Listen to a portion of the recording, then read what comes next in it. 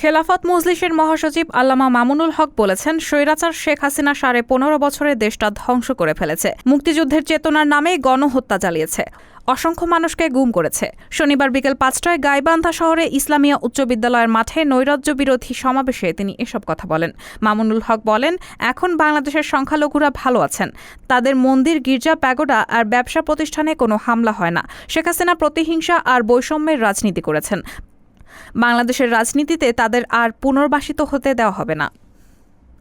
তিনি বলেন, 2021 সালে ভারতের প্রধানমন্ত্রী মোদীকে আমন্ত্রণ জানিয়ে মুসলমানদের রক্তের সঙ্গে উপহাস করা হয়েছিল। তখন হেফাজত ইসলামের প্রতিবাদের প্রেক্ষিতে 20-30 জন নেতাকর্মীকে নির্মমভাবে হত্যা করেছিলেন।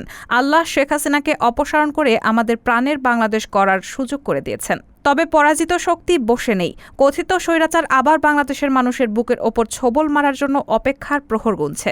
খেলাফত মজলিস গাইবান্ধার আহ্বায়ক মুফতি আবু ইউসুফ কাশেমের সভাপতিত্বে দলের কেন্দ্রীয় যুগ্ম মহাসচিব মাওলানা জালালউদ্দিন আহমেদ, সাংগঠনিক সম্পাদক এনামুল হক, মাওলানা আতাউল্লাহ আমিন ও মাওলানা ফজলুর রহমান বক্তব্য দেন।